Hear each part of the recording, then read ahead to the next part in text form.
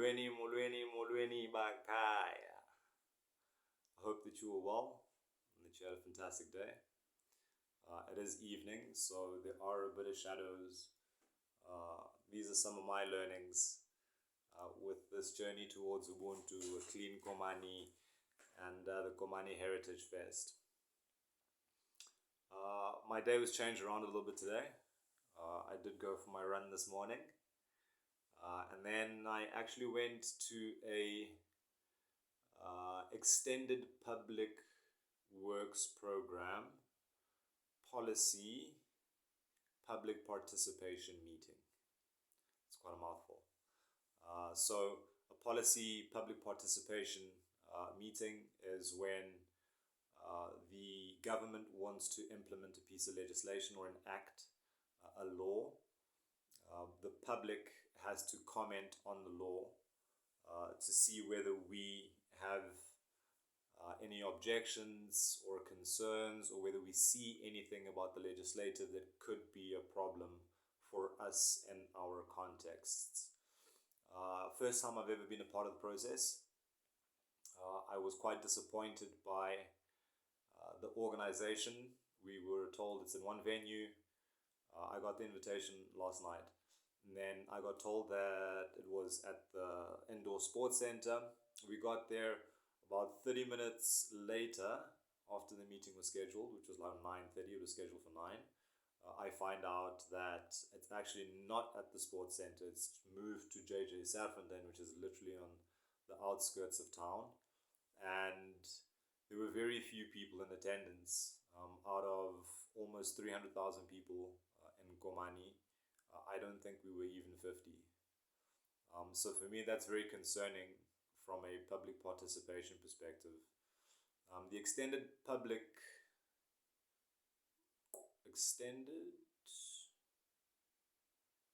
works program is the program that gets people who are unemployed, impoverished, don't have skills, don't have education to get a job, not job prepared, and they're the people who then clean streets and take on projects of that nature that don't require any skills. So they're asking for input on a number of issues, 5, 6 policy considerations that they put forward, which have to do with the scope of the act itself. The figures are somewhere between 3.6 billion and 6.7 billion, I think, from the budget annually, with its incremental increases. So it is going to have a impact on our fiscus, which is under severe strain. And the intention of it is, I think the direct word, I remember I took issue with the articulation of the intention of the extended public works program, which is poverty and income alleviation. And I find the title problematic because it focuses on poverty alleviation, not poverty eradication. And having poverty in the, I suppose it is necessary to say what it is addressing, but I think it would be better articulated if it had a positive outcome. If it was a value generation or value creation,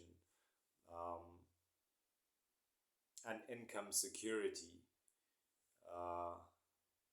the name, that's something positive. You're actually talking about creating value, so that you can get to wealthy eventually, and income security. I mean, that's a positive outcome as opposed to poverty and income alleviation. Please do go to the Extended Public Works Program website, have a look at the policy considerations, go through the act. I'm going to be doing that, and I'll share a little bit with you once I have made my own submissions. I think they close on the 17th of October, so there's not too much time. And reading through policy and legislation is it can be fun, but not always. the impact on reality is important, so please do go have a look. I wanted to move on to strategy today, but given the hour, given the quality of the footage, and also given my internal state, I'm going to be flexible with myself. I have made the commitment to show up for you this evening. I will recap that yesterday. We did well formed outcomes, smart outcomes, specific, measurable, attainable, rational, and time bound. I did advise for you to try out the model. Pick one thing that you'd like to change or something that's of interest that you'd like to start, and try out that model for 7 days, where you put out an outcome for 7 days and what you'd like to achieve within that thing, the experience that you're trying out, or the difference that you're trying to implement in your life, and give me some feedback on how that works. Uh, Strategy is the next conversation that I want us to have. And whereas yesterday we worked in reverse from the last thing that I see in success to the very first thing that needs to happen, the strategy part starts from, all right, where I am right now. How am I going to navigate my way to my outcomes? And I'll discuss that tomorrow. There's another component that's not necessarily structural, but that I have to deal with as a coach. Whenever you're endeavoring to make a change in your life, whether you want to replace one bad habit with a more useful habit, or rather, let me say, an undesirable habit with a more desirable habit, or if you're looking for a specific outcome, that means incorporating something new into your life for an added benefit. You have to go through the process of learning something new.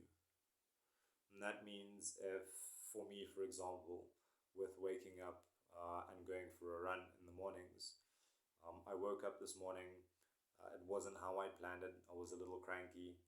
I knew that I had time constraints with the public consultation. I didn't really feel like running. I didn't really feel like recording this evening. But both of those things I did, because when I eventually settled into myself and I looked at, well, I could lay for another 30 minutes, another hour, and use the excuse that I'm not feeling up to it. But if I have to rely on my feelings in order for me to do the things I need to do, then I'm going to find myself in a lot of trouble in no time.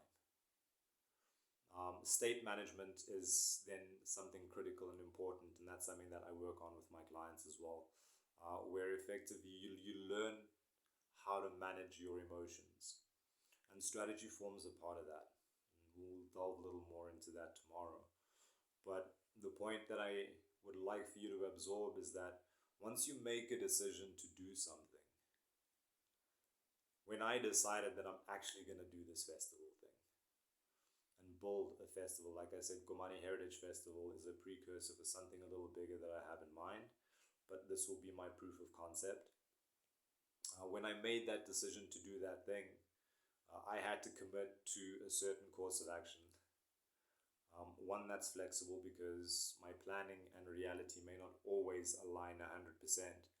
And then I've got to be creative in how I continue towards my outcome, despite whatever challenges I may have faced. Sometimes the challenges are external, but most of the time, actually, I find that the challenges and the barriers are internal. Our feelings, which are based on our perceptions of ourselves, and our perceptions of the people that we need to make our outcomes a reality. Those are the things that generally stand in people's way. My fear of being rejected, my fear of looking like an idiot, my fear that I don't necessarily have all of the answers, when at this stage of the game, nobody's expecting that. So, just as I didn't feel like recording But I pulled myself here because I know that this serves a greater purpose. Just like I didn't feel like running necessarily this morning, I knew that it serves a greater purpose.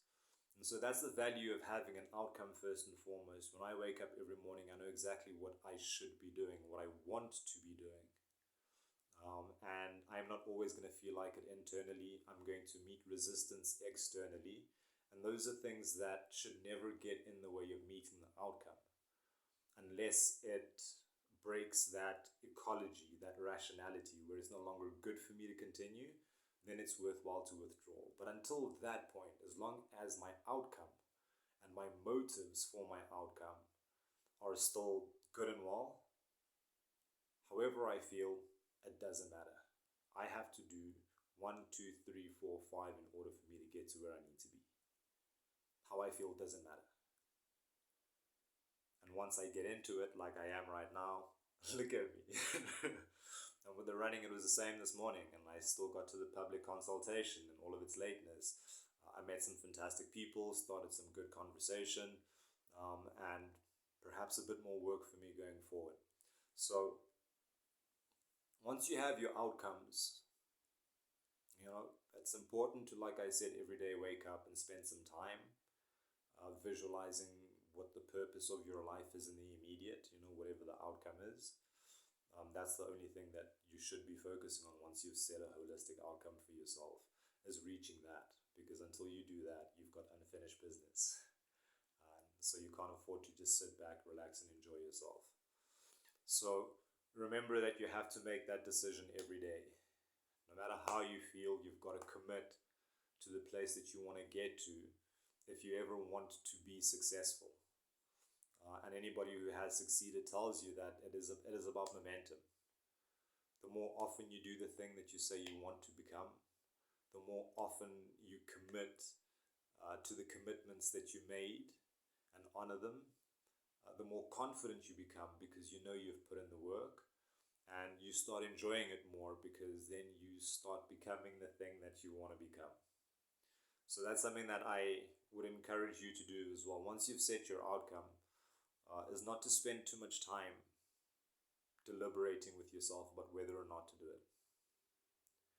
And the Black Mamba, Kobe Bryant, you can go look it up on YouTube. He had a very powerful little interview where he was effectively saying that at the beginning of every season, when he signs a contract for that season to come, when he sets his outcomes, the contract is no longer negotiable.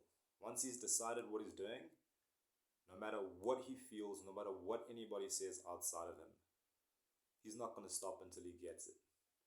And it starts with yourself.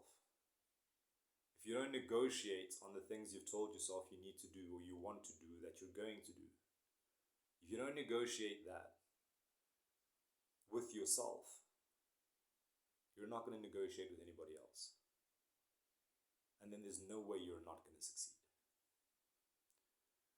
So, dare to dream, dare to challenge yourself to be more than you were yesterday.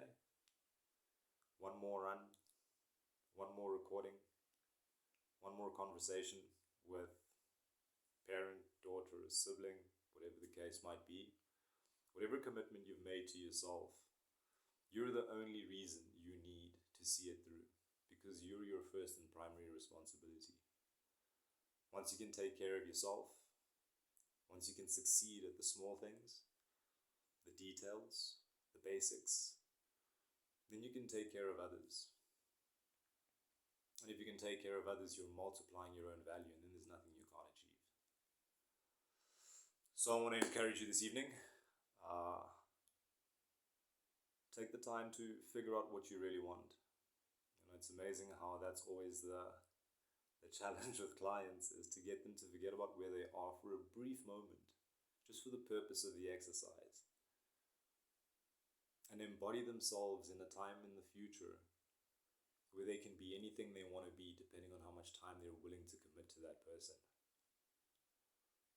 And then to see the magic once they've spent some time there, and how their bodies transform, how their language transforms, how their movements transform, And then before you know it, they're driving the car they want, living in the house they want, married to the partner they never thought they'd have. So it's just a matter of time and honoring yourself. Now I'm blabbing. It's late in the evening. Rest easy, rest well. I will come through tomorrow morning with strategy. Ubuntu Istima Komani Heritage Fest. African Renaissance. Good night, folks.